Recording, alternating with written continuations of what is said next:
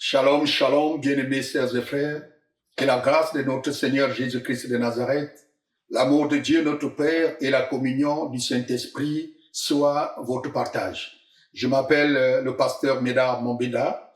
Je suis le leader du ministère Goshen International et je suis marié, père de plusieurs enfants. Nous sommes là pour partager la parole de Dieu aujourd'hui et nous allons aborder un sujet très important parce que la plus grande problématique des enfants de Dieu le plus souvent, c'est pourquoi je prie et Dieu m'exauce pas. Alors je viens aujourd'hui vous donner une des clés pour que désormais, quand vous prierez, que le ciel soit ouvert, que le ciel s'ouvre et que Dieu puisse vous exaucer. Vous savez, bien-aimés, Dieu ne fait point de choses au hasard. Dieu, la Bible déclare qu'il veille sur sa parole pour l'accomplir. Alors, pour vous illustrer mon message aujourd'hui, je vais prendre un exemple biblique de comment le Seigneur nous a révélé, comment deux personnes se sont approchées de lui et qu'est-ce qui a fait en sorte que l'une soit exaucée et l'autre non. Nous prenons aujourd'hui le texte de Jean au chapitre 11 et nous allons voir l'histoire par rapport à la mort de notre bien-aimé frère Lazare et comment ces deux sœurs, la grande sœur Marthe et la petite sœur Marie, se sont-elles comportées et pourquoi Jésus a décidé d'exaucer Marie et non Marthe.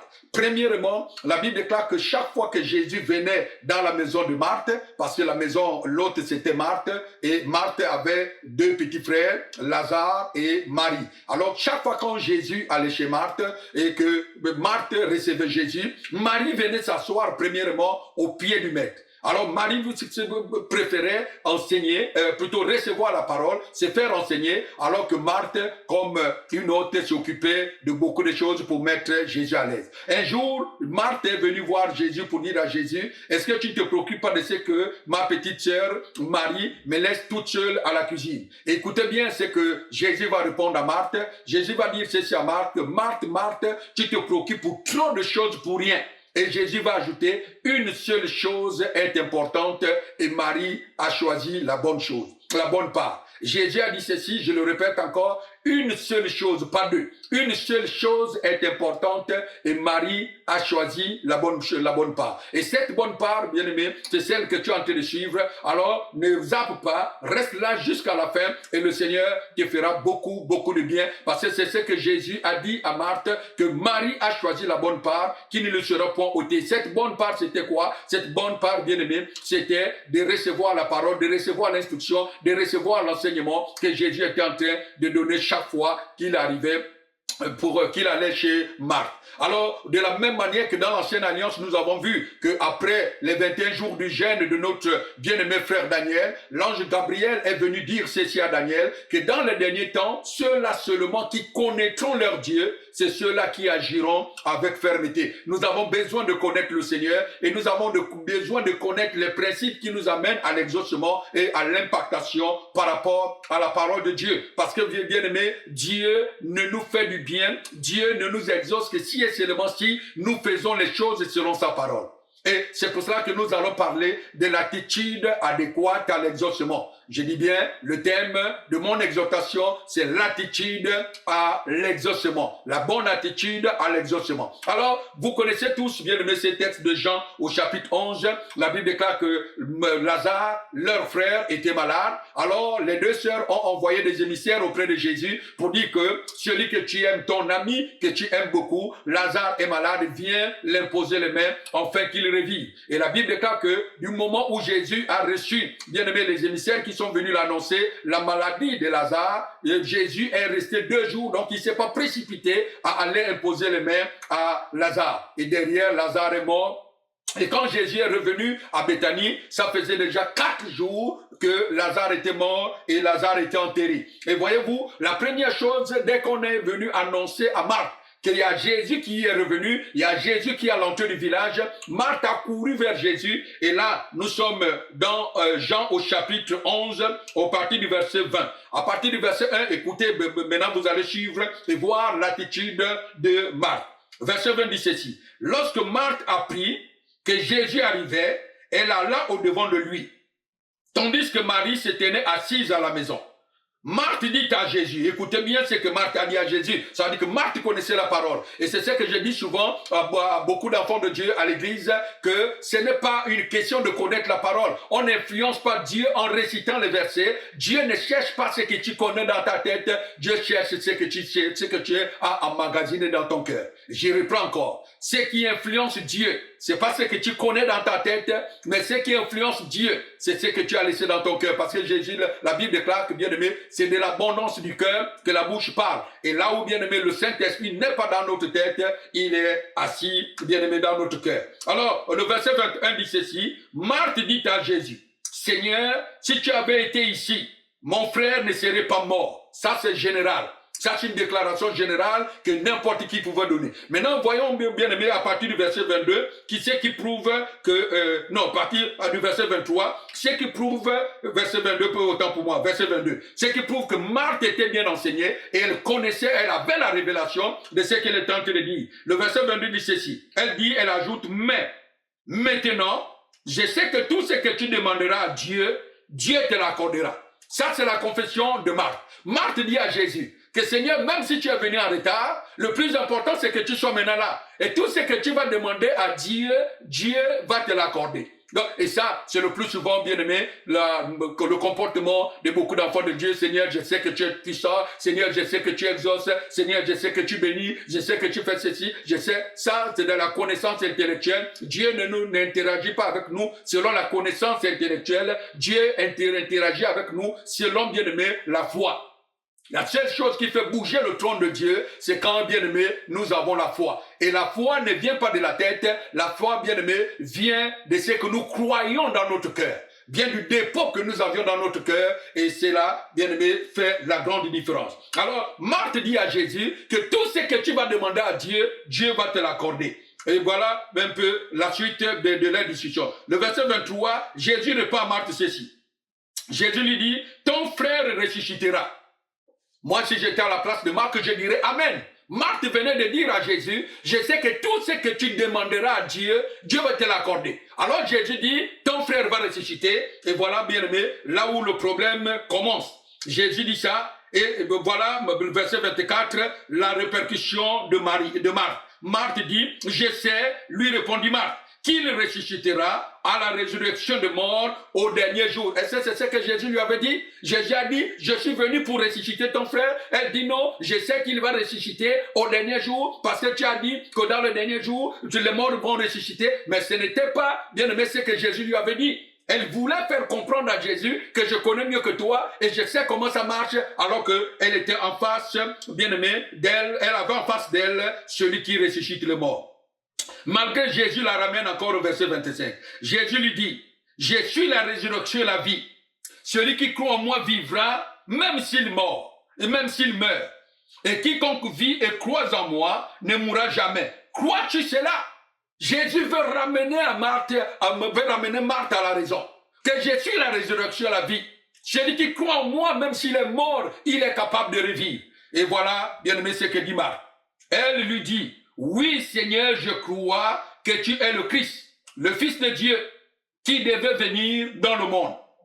Et quand Marthe finit de dire ça, la Bible déclare qu'ayant ainsi parlé, elle s'en alla. Elle n'a pas entendu que Jésus lui dise, elle dit, oui, je crois. Et ça, le plus souvent, c'est l'attitude de beaucoup de chrétiens. Je suis passé par là, et à partir d'aujourd'hui, bien aimé, je suis sûr que tu ne feras plus la même erreur que Marthe et moi dans le passé. Parce que beaucoup de chrétiens, quand vous parlez avec eux, ils vont vous dire, j'ai prié, mais est-ce que véritablement, bien aimé, toi qui es là en train de nous écouter, est-ce que véritablement tu pries? Ou le plus souvent, notre prière consiste à donner des ordres à Dieu. Parce que prier ne veut pas dire parler à Dieu. Prier veut dire parler avec Dieu. Ça veut dire que quand tu lui as parlé, laisse-lui le temps de te répondre. Et c'est pour cela, bien aimé, quand nous lisons la vie des patriarches, et des fois ils attendaient des heures, des fois, donnez-lui le temps de pouvoir vous répondre. Et c'est ce qu'on appelle prier. Prier, c'est que quand tu es là, dans le lieu secret, en train de parler à ton Dieu, tu sors de là, pas avec ce que tu es venu lui dire, mais avec ce qu'il t'a répondu, et c'est ce qui va changer. Parce que la Bible que nous lisons, comme Marthe la lisait, comme Marthe avait bien aimé l'enseignement, ça c'est le logos. Mais le réma, c'est la révélation c'est la parole révélée par rapport à la situation que le Seigneur te donne. Mais ici, nous voyons bien que Marthe a refusé, bien aimé, de recevoir le remas, parce que le remas ici, c'est ce que Jésus lui a dit, que je suis la résurrection et la vie. Quiconque croit en moi vivra, même s'il meurt. Et Marthe dit, oui, je le crois, mais c'est pas mon problème. Tu devais venir tout simplement avant que mon frère ne meure. Et comme tu es venu à sa mort, pour moi, ma foi est limitée à ce que mon frère ne ressuscitera qu'à la fin du temps, à la résurrection de mort. Et ça, c'est le plus souvent notre attitude. Quand nous venons à Dieu, Seigneur, voici mon problème, voici ma situation, guéris-moi. Et puis après, on se réveille, on se lève de la prière, on sort, ou on se lève de là, on sort de notre chambre. On ne laisse pas le temps de nous répondre, le temps au Seigneur de nous répondre. On ne laisse pas, bien aimé, le temps au Seigneur de nous donner des indicatifs par rapport à notre situation. Et on a dit Amen. Et dès qu'on dit Amen, eh bien, je suis venu te donner les ordres et je te laisse partir. Et c'est ce qui s'est passé ici. Et maintenant, nous sommes au verset 28. La Bible déclare qu'ayant parlé ainsi, Marthe s'en alla. Puis elle appela secrètement Marie, sa sœur, et lui dit, le maître est ici, et il te demande, est-ce que Jésus avait demandé Marie? Non. C'est ce qu'elle est allée elle-même dire, parce que va t'occuper de toi qui allais toujours, toi qui passais du temps à ses pieds, en train d'écouter ce qu'il disait. Il est la résurrection, la vie, il est ceci, alors il n'a pas pu, alors il te demande là-bas, vas-y t'en occuper, parce que moi, je ne veux pas rester là. Et verset 29, il dit, dès que Marie eut entendu, elle se leva promptement et alla vers lui. Car Jésus n'était pas encore entré dans le village, mais il était au lieu où Marthe l'avait rencontré. Verset 21. Les Juifs qui étaient avec Marie dans la maison et qui la consolaient, l'ayant vu se lever promptement et sortir, la suivirent, disant, elle va au sépulcre pour y pleurer. Verset 32. Lorsque Marie fut arrivée là où était Jésus, elle le vit. Écoutez bien, là, maintenant, suivez-moi attentivement. Donnez-moi votre attention, bien-aimés. La Bible déclare que quand Marthe est allée voir Jésus, quand elle s'est présentée devant Jésus, elle a commencé à parler. Mais ici, quand Marie, par contre, va voir Jésus, c'est ça la différence, bien-aimé, entre celui qui était assis, a reçu l'instruction, a reçu l'enseignement, a été enseigné, et celui-là qui a la connaissance intellectuelle et ne sait pas comment il faut mettre cette connaissance en pratique. C'est l'attitude, bien-aimé, ton attitude dans la présence de Dieu qui déclenche le miracle et qui fait en sorte que ton miracle, bien-aimé, retarde. Alors, Marie, quand elle est arrivée, bien-aimée, dans la présence de Dieu, lorsque Marie fut arrivée là où était Jésus, et elle le vit, écoutez bien, on dit quoi? Elle tomba à ses pieds. Elle n'est pas restée debout comme Marthe. Elle est tombée à ses pieds, elle a pris la même position qu'elle avait l'habitude de prendre lorsque Jésus arrivait chez Dieu. Elle tomba à ses pieds et elle lui dit, Seigneur, si tu avais été ici, mon frère ne serait pas mort. Voyez-vous, dans les déclarations, sur le plan intellectuel, elle avait dit la même chose que Marthe. La différence entre ce que Marthe a dit et ce que Marie a dit ici, c'était l'attitude, bien-aimée, de l'une par rapport à l'autre. Marthe est venue parler avec orgueil, avec suffisance.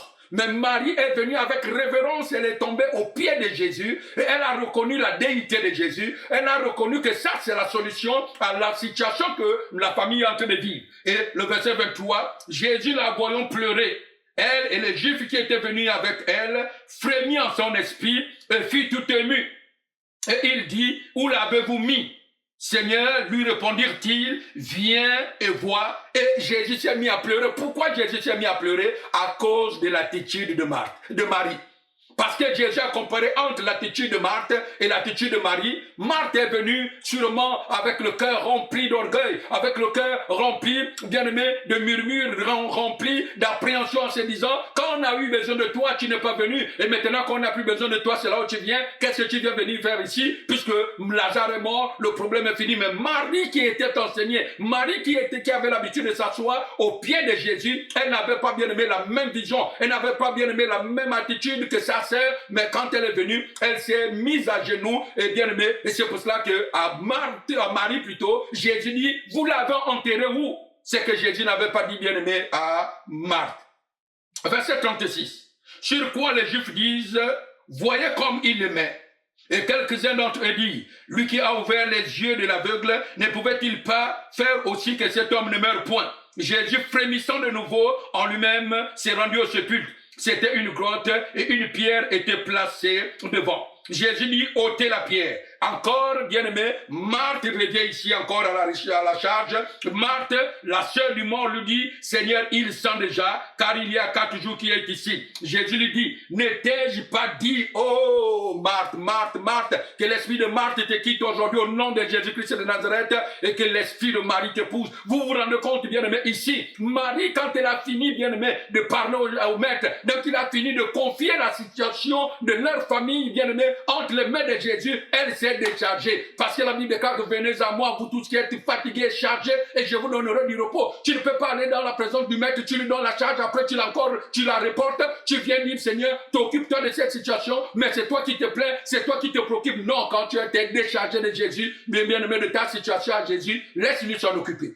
Ici, vous allez voir, et vous allez voir que jusqu'à la fin, Marie n'a plus jamais ouvert la bouche. C'est Marthe qui à chaque fois parlait. Parce que les gens croient que Dieu nous exauce parce que par l'abondance de nos paroles. Non, Dieu t'exauce à cause de l'attitude de ton cœur. Marie, quand elle s'est mise, bien-aimée, à genoux, quand elle s'est mise au pied de Jésus, elle n'a plus bougé. Pourquoi? Parce qu'elle avait la foi que si Jésus est là, il est la résurrection et la vie. Si Jésus est là, il est la solution. Si Jésus est là, il est la réponse. Si Jésus est là, il est la guérison. Si Jésus est là, il est mon miracle. Si Jésus est là, il est celui qui va faire quelque chose. Parce que s'il est là, la situation ne peut pas rester la même. Oh bien-aimé, je ne sais pas combien de temps tu es resté dans cette situation, mais je suis venu te dire que Jésus est là. Parce qu'il a promis que je ne t'abandonnerai jamais. Je ne te laisserai jamais. Je vais être avec toi tous les jours jusqu'à la fin du monde. Et peut-être que quelqu'un me dirait aujourd'hui que mais Seigneur pasteur, pourquoi depuis là la situation perdue? La Bible déclare quand ils étaient sur la mer de Tibériade,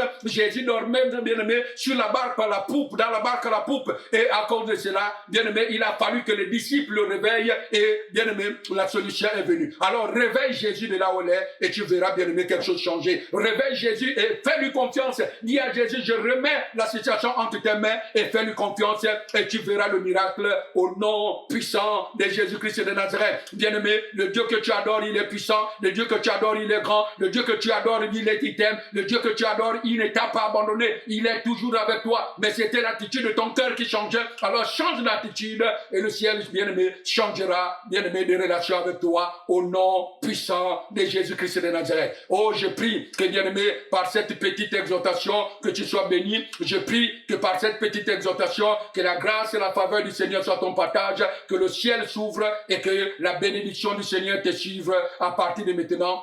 Au nom de Jésus-Christ de Nazareth, je veux prier pour toi. Père, je prie dans le nom de Jésus-Christ de Nazareth, que maintenant que ma sœur, que mon frère a ôté la pierre de l'incrédulité, Seigneur, qui l'empêchait de vivre le miracle dans sa vie, dans son cœur, je proclame maintenant que son miracle revive au nom de Jésus, que son Lazare revienne à la vie au nom de Jésus et que la grâce et la faveur soient son partage. Sois béni dans le nom puissant de Jésus-Christ de Nazareth.